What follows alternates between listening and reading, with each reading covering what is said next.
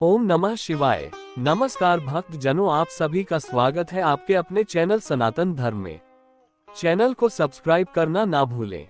ये श्री शिव महापुराण की रुद्र संहिता का 11वां अध्याय है। इसमें हम शिव पूजन की विधि तथा फल प्राप्ति के बारे में जानेंगे। ऋषि बोले, हे सूत जी, अब आप हम पर कृपा कर हमें ब्रह्मा जी व नारद के संवादों के अनुसार शिव पूजन की विधि बताएं, जिससे भगवान शिव प्रसन्न होते हैं। ब्राह्मण, क्षत्रिय, वैश्य और शूद्र आदि चारों वर्णों को शिव पूजन किस प्रकार करना चाहिए, आपने व्यास जी के मुख से जो सुना हो, कृपया हमें भी बताएं। महर्षियों के ये वचन सुनकर सूत जी ने ऋषियों द्वारा पूछे गए प्रश्नों का उत्तर देते हुए कहना आरंभ किया। सूत जी बोले, हे मुनीश्वर, जैसा आपने पूछा है वह बड़े रहस्य की बात है। मैंने इसे जैसा सुना है उसे मैं अपनी बुद्धि के अनुसार आपको सुना रहा हूँ। पूर्व काल में व्यास जी ने सनत कुमार जी से यही प्रश्न किया था। फिर उपमन्यु जी ने भी इसे सुना था और इसे भगवान श्री कृष्ण को सुनाया था। वही सब मैं अब ब्रह्मा नारद संवाद के रूप में आपको बता रहा हूँ।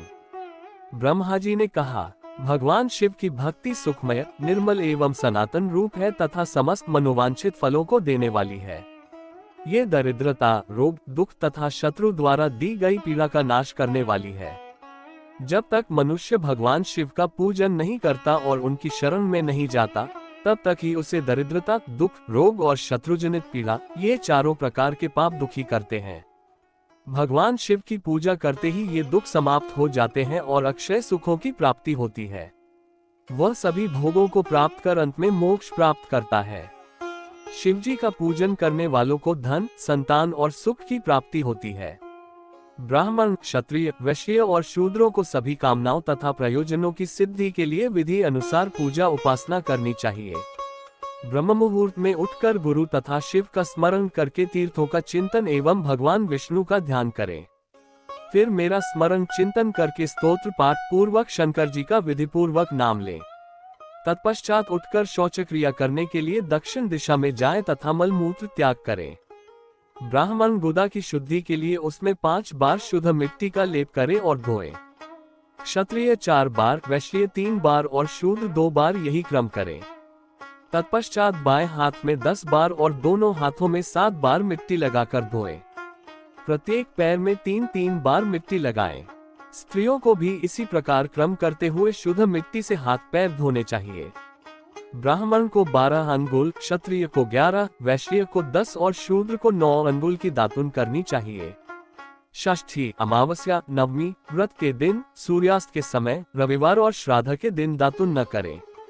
दातुन के पश्चात जलाशय में जाकर स्नान करें तथा विशेष देश काल आने पर मंत्रोच्चार पूर्वक स्नान करें। फिर एकांत स्थान पर बैठकर विधि पूर्वक संध्या करें तथा इसके उपरांत विधि विधान से शिव पूजन का कार्य आरंभ करें। तदुपरांत मन को सुस्थिर करके पूजा गृह में प्रवेश करें तथा आसन पर बैठें। सर्वप्रथम गणेश जी का पूजन करें। उसके उपरांत शिव जी की स्थापना करें। 3 बार आचमन कर 3 प्राणायाम करते समय त्रिनेत्रधारी शिव का ध्यान करें। महादेव जी के 5 मुख, 10 भुजाएं और जिनकी स्फटिक के समान उज्ज्वल कांति है। सब प्रकार के आभूषण उनके श्रीअंगों को विभूषित करते हैं तथा वे बाधंबर बांधे हुए हैं। फिर प्रणव मंत्र अर्थात ओंकार से शिव जी की पूजा आरंभ करें। पाद्य, अर्घ्य और आचमन के लिए पात्रों को तैयार करें। 9 कलश स्थापित करें तथा उन्हें कुशाओं से ढक कर रखें। कुशाओं से जल लेकर ही सबका प्रक्षालन करें। तत्पश्चात सभी कलशों में शीतल जल डालें। खस और चंदन को पाद्य पात्र में रखें। चमेली के फूल, शीतल चीनी, कपूर, बड़ की जड़ तथा तमाल का चूर्ण बना लें और आचमनीय के पात्र में डालें। इलायची और चंदन को तो सभी पात्रों में डालें। देवाधिदेव महादेव जी के सामने नंदीश्वर का पूजन करें। गंध, धूप तथा दीपों द्वारा भगवान शिव की आराधना आरंभ करें। सद्योजातम प्रपद्यामि मंत्र से शिव जी का आवाहन करें। ओम वामदेवाय नमः मंत्र द्वारा भगवान महेश्वर को आसन पर स्थापित करें। फिर ईशाना सर्वविद्या नाम मंत्र से आराध्य देव का पूजन करें। पाद्य और आचमनीय अर्पित कर अर्घ्य दें। तत्पश्चात गंध और चंदन मिले हुए जल से भगवान शिव को विधि पूर्वक स्नान कराएं। तत्पश्चात पंचामृत से भगवान शिव को स्नान कराएं। पंचामृत के पांचों तत्वों दूध, दही, शहद, गन्ने का रस तथा घी से नहलाकर महादेव जी के प्रणव मंत्र को बोलते हुए उनका अभिषेक करें। जलपात्रों में शुद्ध व शीतल जल लें। सर्वप्रथम महादेव जी के लिंग पर कुश, अपामार, कपूर, चमेली, चंपा, गुलाब, सफेद कनेर, बेला, कमल और उत्पल पुष्पों एवं चंदन को चढ़ाकर पूजा करें। उन पर अनवरत जल की धारा गिरने की भी व्यवस्था करें। जल से भरे पात्रों से महेश्वर को नहलाएं। मंत्रों से भी पूजा करनी चाहिए। ऐसी पूजा समस्त अभीष्ट फलों को देने वाली है।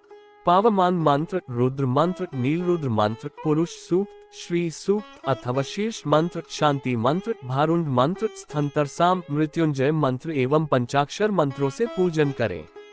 शिवलिंग पर 1 सहस्र या 100 जलधाराएं गिराने की व्यवस्था करें।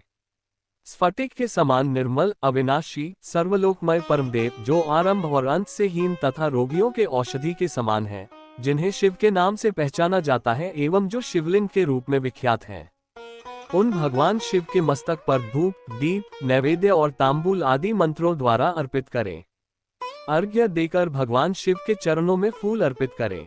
फिर महेश्वर को प्रणाम कर आत्मा से शिव जी की आराधना करें और प्रार्थना करते समय हाथ में फूल लें। भगवान शिव से क्षमायाचना करते हुए कहें, हे कल्याणकारी शिव, मैंने अनजाने में अथवा जानबूझकर जो जप तप पूजा आदि सत्कर्म किए हो, आपकी कृपा से वे सफल हो। हर्षित मन से शिव जी को फूल अर्पित करें। स्वस्ति वाचन कर अनेक आशीर्वाद ग्रहण करें। भगवान शिव से प्रार्थना करें कि प्रत्येक जन्म में मेरी शिव में भक्ति हो तथा शिव ही मेरे शरणदाता हो। इस प्रकार परम भक्ति से उनका पूजन करें। फिर सपरिवार भगवान को नमस्कार करें। जो मनुष्य भक्तिपूर्वक प्रतिदिन भगवान शिव की पूजा करता है, उसे सब सिद्धियां प्राप्त होती हैं। उसे मनोवांछित फलों की प्राप्ति होती है। उसके सभी रोग, दुख, दर्द और कष्ट समाप्त हो जाते हैं। भगवान शिव की कृपा से उपासक का कल्याण होता है। भगवान शंकर की पूजा से मनुष्य में गुणों की वृद्धि होती है। ये सब जानकर नारद अत्यंत प्रसन्न होते हुए अपने पिता ब्रह्मा जी को धन्यवाद देते हुए बोले कि आपने मुझ पर कृपा कर मुझे शिव पूजन की अमृत विधि बताई है। शिव भक्ति समस्त भोग और मोक्ष प्रदान करने वाली है।